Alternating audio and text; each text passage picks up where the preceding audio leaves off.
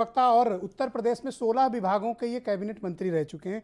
ये बेहतर बताएंगे कि सरकारों के भीतर गन्ना किसानों को लेकर क्या चलता है और दाम क्यों नहीं बढ़ाए जाते हैं। सिद्दीकी साहब, बहुत शुक्रिया डिबेट में शामिल होने के लिए। मैं आपसे कारण जानना चाहता हूं कि 49 लाख गन्ना किसान इस बात की प्रतीक्षा कर रहा है कि पिछले 4 सालों की गन्ना कीमतें बढ़ें, पर अफसोस की बात है कि नहीं बढ़ी, लागत बढ़ चुकी है।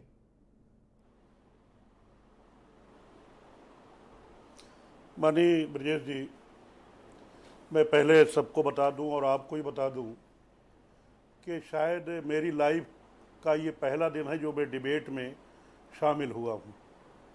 इससे पहले मैं किसी डिबेट में नहीं गया, और वो भी कारण है आप वीरेंद्र सिंह जी और आपका चैनल, क्योंकि कुछ चैनल ही ऐसे हैं जो सच्चाई दिखाते हैं, सच्चाई बताते हैं। उनमें से आपका एक चैनल है।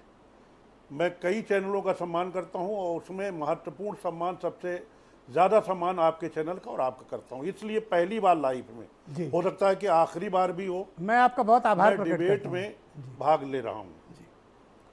तो नहीं, आभार की बात नहीं है। गन्ना, चूंकि मैं भुक्तभोगी हूं, मैं खुद गन्ना किसान हूं।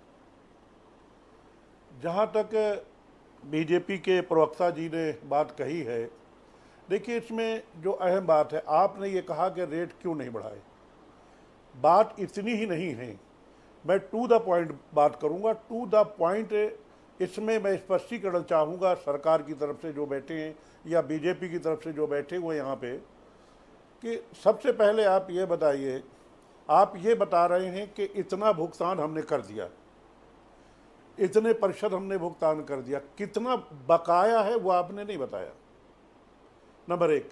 नंबर दो, ये कि आपने जो बात कही कि आपने 3.5-4 साल में 1 रुपया भी नहीं बढ़ाया, नंबर दो ये है। नंबर तीन ये है कि भाई जिन चीनी मिल मालिकों ने गन्ना एक्ट के मुताबिक 14 दिन के अंदर पर गन्ना देने के बाद 14 दिन के अंदर उनका भुगतान हो जाना चाहिए किसानों का। यदि जो चीनी मिल भुगतान नहीं करती हैं तो उनके खिलाफ कार्रवाई करना चाहिए, यहां तक कि उनको जेल भेजने का भी प्राविधान है।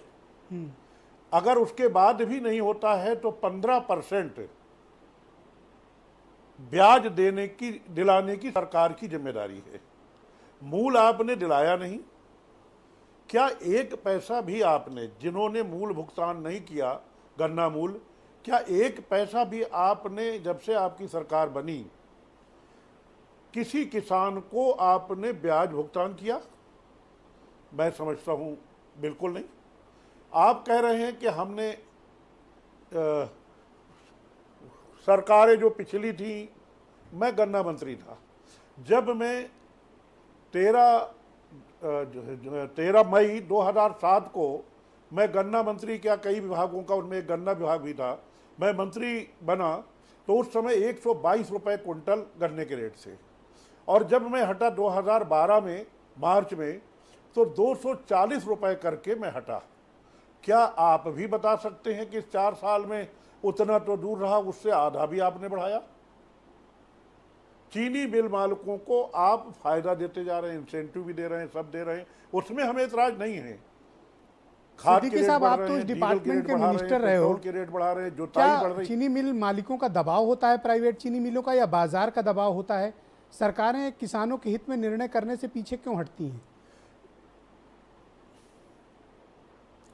देखिए, जो चीनी मिल रहे हैं वो हमेशा ये दुहाई देती हैं कि हमको चीनी के रेट सही नहीं मिल रहे, लेकिन सच्चाई ये है कि चीनी से उत्पादन क्या क्या उत्पादित होता है, बाई प्रोडक्ट और क्या क्या है जी। जैसे चीनी होती है, चीनी के साथ साथ मोलेसेस जिसको हम शीरा कहते हैं, उसके साथ साथ बिजली पैदा होती है, उसके साथ साथ कागज़ बनता है, उसके साथ साथ प्रेसबेड बनता है, उसके साथ साथ खाद बनती है। एक दो चीज़ें नहीं हैं। और मोलेसिस जो होता है वो एक्सपोर्ट भी होता है, वो एक्सपोर्ट होता है। 70% मोलेसिस दवाइयों पे जाता है, मतलब बाई प्रोडक्ट से ज़्यादा पैसे बनाते हैं मोलेसिस का अल्कोहल बनाया जाता है। अरे ये मैं जानता हूँ, सबसे ज़्यादा चीनी मिले हैं बजाज हिंदुस्तान की, और हमेशा इन्होंने आप रिकॉर्ड उठा के देख लें कि जब तक मैं मंत्री था कितनी बार मैंने इनको या इनके मैनेजरों को या मालिक को कितनी बार भुगतान न करने पर जेल भेजा है। क्या एक भी आदमी को, चीनी मिल मालिक को या उनके, नहीं, मुझे याद है आपने बजाज फैमिली को भी किसानों का नोटिस दी शोषण थी करने पर, इनके 2-3 जीएम को भी आपने जेल डलवाया था, मुझे याद है वो वक्त। मैंने जेल भेजा था इनके मैनेजर को, जी, मैंने जेल भेजा था। क्या मजबूरी है? आज किसान आत्महत्या कर रहा है, किसान गन्ना खेत में जला रहा है, मैं खुद गन्ना किसान हूं। आखिर उसके बाद भी सरकार मूक दर्शक बनी क्यों बैठी है? 2017 से पहले तो फिर वो हाल थे कि वो जो मिलता रहा बहाने से, किसानों को आप ढूंढ ढूंढ मिलते रहे जी, वो जो मिलता रहा बहाने से, अब तो आता नहीं बुलाने से।